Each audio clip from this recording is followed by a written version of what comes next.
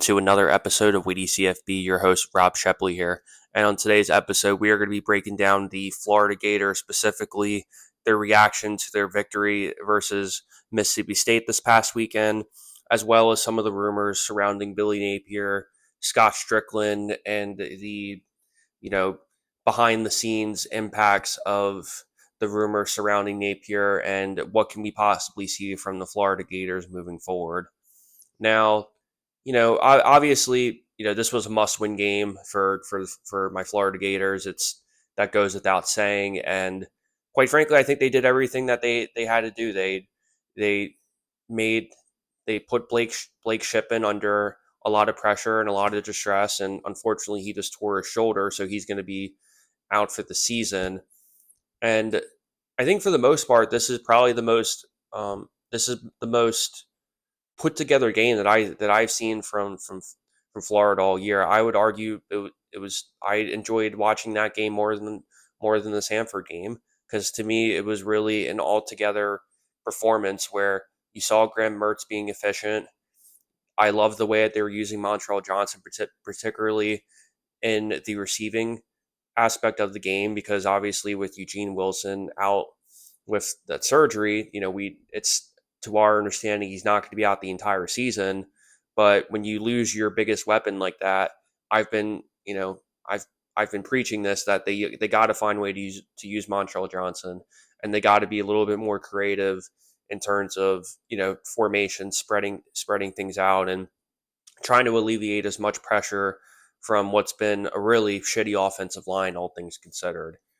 And so I think this Mississippi State win does a couple of things. I think, do I am I going to sit there and say that it's necessarily going to instill more confidence from the fan base? No, I think he's probably under the same amount of pressure that he was maybe a week ago. I think the only thing that this Mississippi State win allows is I think it just allows the conversations to simmer down a little bit. Almost the best comparison I can do is almost when you're boiling a pot of water, and if you put a lid on it, sometimes the water will go over the pot and simmer over the pot a little bit. Whereas now, once you turn the flame down a little bit, it simmers and it's a little bit more calm, where we do see that sense of tension and urgency, in the sense that I think many of us are, pretty much of the conclusion, unless a miracle happens, that Napier will not likely be here in 2025. I think the next questions we're really going to be asking is, to what extent does it make sense for Napier to be staying in his role right now? And I think this secondarily, the next question you ask is how that process is going to be, putting forward essentially. And if I'm Florida right now, there's a couple things that I'm thinking about. I think first and foremost, I've I've said this multiple times on the show, but I think we live in a society now where everything is such now sort of aspect, where we need an immediate firing. We need people to win immediately. We need conference championships right away. You need to win a national title in under four seasons. And quite frankly, in so many of these programs, it's just such an unrealistic expectation to be suggesting or insinuating that should be the expectation every single year, because it's just not realistic when you have 130 plus teams and only one team's going to be the national champion every year. It's just crazy to insinuate that should be the expectation. I mean, obviously, when you're thinking about the bigger programs, thinking about the Ohio States, thinking about the Michigans, the Georgias, the Alabamas, obviously that's a little different, where the national championship is ultimately your expectation. But when you're thinking about the Ole Misses, who are just kind of on the up and up, or the Tennessees or the Oklahomas, or those sort of 10 to 18 ranked teams, it's a way different story to be talking about national championships with that much prominence. And with that said, I do think it's good for Florida to have that sort of Mississippi State game, because it lowers the tensions a little bit. I think you can kind of look at this more in a full lens, as opposed to sort of a emotional decision. But you know, Pete Themel and all those guys at ESPN, and Paul Feinbaum and Matt Berry did a really awesome breakdown on it. I would highly recommend checking that out as well if you haven't already. But essentially, there are a couple different logistical things that are going to be against Florida in terms of making a change, whether that would be now or 2 weeks from now or 6 weeks from now. I think no matter where you are in this timeline, to some extent, these issues are all going to be there.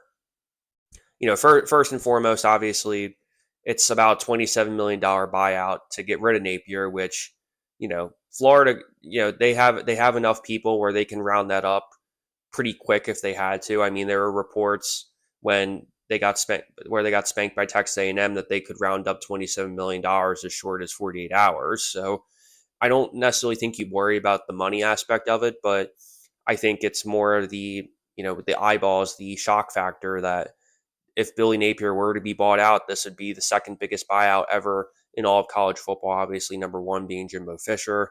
Number two, you have Billy Napier. And I believe number three would be Tom Allen over at Indiana, who I believe his buyout was approximately $20 million. So when you put all of those together, I think we're going to see more buyouts. But obviously that's issue number one, which depending on how quickly they wanted to make that move is certainly possible. And then secondarily, the more immediate issue within the Florida football nucleus is there really is no obvious, successor to Billy Napier if he were to be fired during the season. I'm talking purely on interim basis. I think to talk about actual candidates, in my opinion, is a little premature. I've always been you'll I'll be the first to tell you the show. I'm not going to be talking about any potential Florida head coaching candidates until a decision is officially made. I will not be speculating or talking about anybody who possibly could be there. I think it's a fun discussion just to have hypothetically, but I'm not a big believer in talking about firings that haven't happened yet. But for the purposes of this conversation, this is more about the reasons why I think a lot of things are going in Billy Napier's direction in a more positive aspect. So outside of that, I mean, a lot of the additions that Napier brought to their staff, I said this in the beginning of the season, is that instead of Florida deciding to double down on the NIL, they doubled down and decided, okay, we're going to upgrade our facilities to match what the top ones in the SEC are, and also we're going to spend a lot of money on bringing in some of the best staff that we possibly can within the SEC. Obviously, the big get was Ron Roberts, who is now the co-defensive coordinator with Florida now and primarily calling the defensive plays. But last season, he was defensive coordinator under Hugh Freeze, and he's been getting a lot of criticism, and rightfully so. And when you look at that staff, he would be the most obvious pick to take over for him. And the real issue is that he really doesn't add anything because the most he's done in terms of a head coach was he did some D2 football as a head coach and he had a brilliant record there and a lot of success, but he also was the head coach at Southeastern Louisiana State, which is an FCS program, and he was there approximately 4 or 5 seasons before making the transition to go back to the higher ranks and be on some prominent defensive staffs there as well. So when you look at this Florida staff, there really is no obvious successor to Billy Napier, too, and particularly anybody that you could think, such as the Ron Roberts, for example, is mainly on the defensive side of the ball. So that's one issue that I think you do deal with because when you're a smaller program, it's not as big of a deal. But when you're somebody like Florida, I mean, you have to think about for the rest of the season now. Okay, how do I make sure that the DJ Lagways of the world, how do I make sure that, some of these up and coming wide receivers who, that they're depending on this season, how do you know they don't jump ship to another SEC program or another program where they're going to be featured more? So it's not as easy as, back when the NIL thing didn't happen. It's okay, well, you have this guy for 3 years, so you don't really have to worry about that. You can can somebody in the middle of the season and hire your consulting firm and get them right on board in terms of figuring out who you want to hire next, especially if they're not even in college football. You can sit there and start interviewing them right away, and by the time the season's over, you can say, boom, person's in, immediately head onto the recruiting trail, and you're good to go. But now we don't live in that society anymore, which brings me to my second point of this is let's say they fire Billy Napier, and they do the Ron Roberts route, or some other assistant. Because of the extension of the college football playoff, which is now 12 teams now, the next issue you really run into is, okay, all the possible hires that you can go after, which I'm not, like I said, I'm not going to go into it, but all the hypothetical ones that you really can go into already have a very strong Power Four job. And so in order to really even talk to them at all, you really have to essentially wait until they're either not in a conference championship game anymore, or maybe just at their bowl game, or they're completely eliminated from the playoff. And the championship is in late January now, compared to last couple seasons. It was really more in mid January. So there's another 2 week window that you're essentially going to miss out on in terms of the transfer portal, in terms of recruiting, and all those things too. Where in the NFL it's a little bit different. I mean, the NFL, the most you worry about is another team outbidding you. Where in college football you have over, if you count the FCS, over 200 plus programs that are always going after your assistants. They're always going after your head coaches, and there's also constant reinsurances that you have to have. So when you put that all together, I have some serious doubts that it would make sense for them to fire Napier right away, because anybody that you could get, you essentially have to wait another minimum 3 months from now. And for them to be in that situation, it really doesn't make a lot of sense right now, because you already know if 27 million is what you paid Napier to get out of that contract, who by the way had a lot of interest, a lot of LSU boosters and hometown people really wanted him for that LSU job back in 2020, but back in 2021. But really the big issue you're going to have is waiting that long of a time to have to bring in a coach, and to also have the board of trustees and all of that agree to a contract that's going to be probably even more than the Napier deal. Because I would imagine if I'm Florida and I'm looking around, I think you have to go after a big time name, a big home run hitter, where this obviously is the top guy. Which brings me to my last point of why this issue is a lot more complex than what it seems on the surface. Is the structure of Florida right now is very fragmented, in the sense of there are a lot of people that are calling for Scott Stricklin to be fired as the athletic director. Now, as if he were to get another crack at this would be his third head coaching hire as athletic director of Florida. So you have to think to yourself, man, how many athletic directors really get a chance to hire three football coaches? I mean, that's even to say that in of itself is it's a lot to say. So it definitely adds that sort of criticism too. I mean, we can argue about Dan Mullen back and forth. I mean, although statistically Dan Mullen, he did the best he could in those past couple seasons, and it kind of crumbled. It kind of crumbled when he got fired and everything. I mean, the reality is that, yes, was he statistically a great head coach? Yeah, he did a good job. He led them to 10 plus wins. He got into bowl games. He did all that. But at the same time, for anybody who follows Florida football as extensively as I do, everybody knows the reality is he gave up on recruiting.